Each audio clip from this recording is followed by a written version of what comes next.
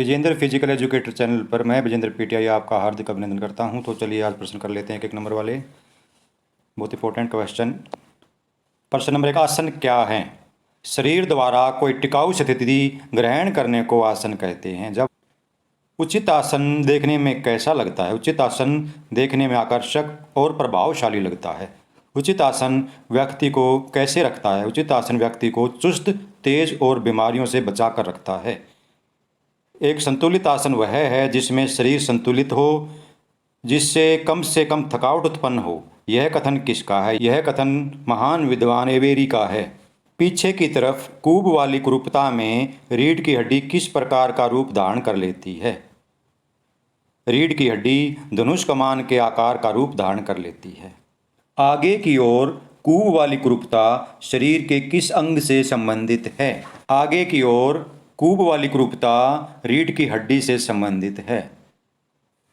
वह कौन सी कुरूपता है जिसमें छाती अगली तरफ तथा गर्दन पिछली तरफ झुक जाती है? आगे की ओर कूब का निकलना, छाती को अगली तरफ सीधा करके चलना फिरना किस कुरूपता के लिए लाभदायक है? छाती को अगली तरफ सीधा करके चलना फिरना पीछे की तरफ निकले कूब के लिए लाभदायक है। चपटे पैरों की विकृति या कुरूपता का कोई एक लक्षण बताएं। चपटे पैरों की विकृति या कुरूपता का एक लक्षण पैरों में बोरियां निकलना है। बोरियां कहते हैं लाइनों को, लाइनिंग पड़ जाती हैं, पैर फटने लगते हैं, जिसे बुआई आना भी कहते हैं। कई बार तो इन बुआइयों में खून भी निकलने लगता है और चलना बहुत मुश्किल हो जाता है। पैरों की मांसपेशियां कमज़ोर होने के कारण पैरों के जोड़ कैसे हो जाते हैं? पैरों की मांसपेशियां कमज़ोर होने के कारण पैरों के जोड़ सीधे हो जाते हैं। आसन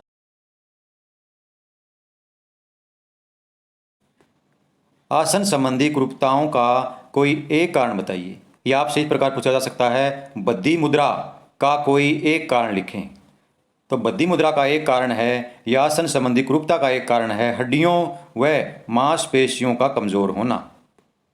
बच्चे के बैठने के लिए कुर्सी किस प्रकार की होनी चाहिए? बच्चे के बैठने के लिए कुर्सी बच्चे के कद के अनुसार होनी चाहिए। बैठते समय किस प्रकार नहीं बैठना चाहिए? बैठते समय शरीर ढीला छोड़कर दाईं और बाईं ओर भार डालकर नहीं बैठना चाहिए। हमें कुर्सी पर किस प्रकार बैठना चाहिए? हमें कुर्सी पर आगे की ओर झुककर नहीं बल्कि रीढ़ की हड्डी सीधी करके बैठना चाहिए। लेट कर पढ़ने से आँखों पर क्या प्रभाव पड़ता है? लेट कर पढ़ने से आँखों की रोशनी पर बुरा प्रभाव पड़ता है, आँखें कमज़ोर होने लग जाती हैं और सिर में दर्द भी होता है। शारीरिक आसन को ठीक रखने के लिए प्रतिदिन क्या करना चाहिए? शारीरिक आसन को ठीक रखने के लिए प्रतिदिन व्यायाम करना चाहिए, एक्सरसाइज करनी चाहिए। अच्छे आसन का कोई एक सामान्य नियम बताएं। शरीर के विभिन्न अंगों के प्रभावशाली कार्य, अर्थात हम कह सकते हैं क्रियाओं का प्रभावशाली होना, यानी कि जो एक्सरसाइज हम करते हैं वो प्रभावशाली होनी चाहिए। किसकी कमी के कारण बच्चों की हड्डियां टेढ़ी हो जाती हैं? बहुत इंपॉर्टेंट प्रश्न।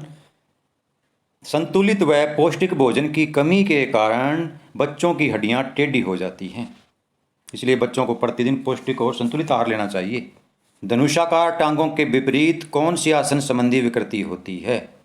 धनुषाकार टांगों के विपरीत घुटनों का आपस में टकराना, नॉक नी नामक बीमारी हो जाती है। अच्छे आसन वाला व्यक्ति अपने काम कैसे कर सकता है? अच्छे आसन वाला व्यक्ति अपने काम चुस्ती और फुर्ती के साथ कर सकता है। ठीक आसन का ज्ञान देने के लिए स्कूलों में कौन सी चीज़ का प्रबंध करना चाहिए?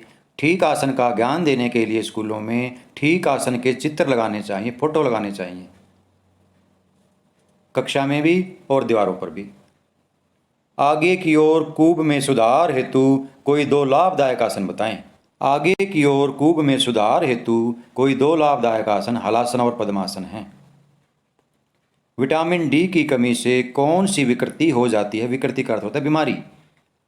विटामिन डी की कमी से रीढ़ की हड्डी मुड़ सकती है और हड्डियां कमज़ोर हो जाती हैं, इसीलिए धूप में खेलना और धूप में बैठना बहुत ही ज़रूरी है। आप धूप में बैठकर बच्चों की मालिश भी कर सकते हैं, अपने शरीर के सभी अंगों की मालिश अपने आप खुद कर सकते हैं। इसलिए सर्दियों में हमें अपने शरीर की सभी अंगों की मालिश अवश्य करनी चाहिए। आगे आप पीछे की ओर कुब्बड़ वाली विकृति किस अंग से संबंधित है?